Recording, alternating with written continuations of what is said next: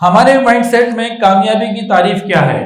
ہمارے پاس عزت ہو، دولت ہو، پیسہ ہو، اچھی گاڑی ہو، اچھا بنگلہ ہو، لاکھوں چاہنے والے ہوں، شہرت ہو، اسی قسم کی چیزیں ہم کامیابی کا معیار سمجھتے ہیں، اور جس کے بعد یہ چیزیں ہوں ہم اس کی دولت کا، اس کے باقی چیزوں کا ذکر کرتے ہیں اور اس کو سمجھتے ہیں کہ یہ ایک سکسیس اسٹوری ہے۔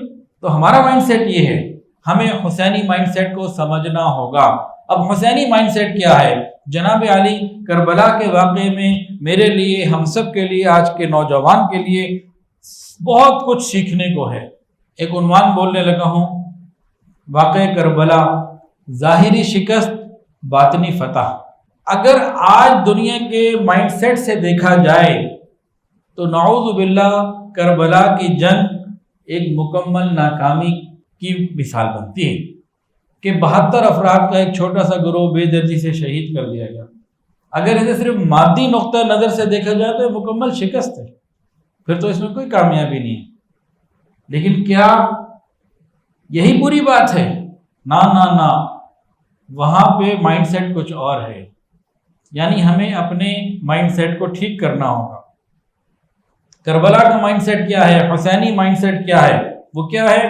حقیقی کامیابی یہ نہیں کہ آپ کیا حاصل کرتے ہیں، بلکہ اصل کامیابی یہ ہے کہ آپ کس چیز کے لیے کھڑے ہیں۔ حقیقی کامیابی یہ نہیں ہے کہ آپ کو ملتا کیا ہے، حاصل کیا کرتے ہیں۔ حقیقی کامیابی یہ ہے کہ آپ کس چیز کے لیے کھڑے ہیں، وہ مقصد کیا ہے، وہ کاز کیا ہے جس کے لیے آپ نے اسٹینڈ لیا ہوا۔ دیکھیں، حضرت حسین رضی اللہ عنہ کے پاس یہ چوائس تھی یا نہیں؟ اگر وہ یزید کی بیعت کر لیتے، چوائس کے درجے میں چوائس تھی یا نہیں کہ وہ یزید کی بیعت کر لیتے، اپنے خاندان کو بچا لیتے، ساتھیوں کو بچا لیتے، جائیداد کو بچا لیتے، مزید کوئی عہدہ حاصل کر لیتے ریاست میں؟ یہ کر سکتے تھے یا نہیں؟ چوائس تو تھی، اور یہ ہمارے مائنڈ سیٹ کے مطابق ایک جیت ہوتی۔ ہم تو اسی کو جیت سمجھتے ہیں نا، یہ عہدہ، مال، پیسہ، یہ سب چیزیں، لیکن نہیں، اگر وہ خدا نخواستہ کر ہی نہیں سکتے تھے، اگر وہ یہ کرتے تو اپنی اصل چیز کو کھو دیتے، یعنی اصول کو، سچائی کو، اور وہ حسینی روح جو ان کے اندر تھی، اسلام کی حقیقی روح، محمدی روح، اس کو کھو دیتے۔ انہوں نے شہادت کا انتخاب کر کے ایک ایسی فتح حاصل کی جو رہتی دنیا تک جس کی گونج باقی رہے گی۔ انہوں نے نظریات کی جنگ جیتی، ان کا نام سچائی اور عزیمت اور ہمت کے اندر ایک مثال بن گیا، علامت بن گیا، جبکہ یزید کا نام ظلم اور زبردستی کرنے والا، جبر کی علامت بن گیا۔ تو اصل فاتح کون ہے؟ تو اصل فاتح وہ ہے جس کو آج بھی اربوں لوگ محبت سے یاد کرتے ہیں۔ یزید تو اصل فاتح نہیں ہے، جس کو تو لوگ برا بھلا کہتے ہیں۔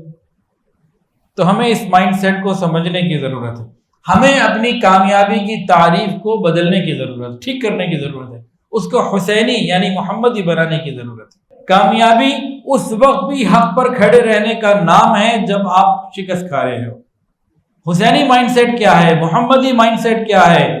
کامیابی اپنی دیانت داری، ذمہ داری کو برقرار رکھنے کا نام ہے جبکہ باقی لوگ سمجھوتا کر رہے ہیں۔ کامیابی کیا ہے؟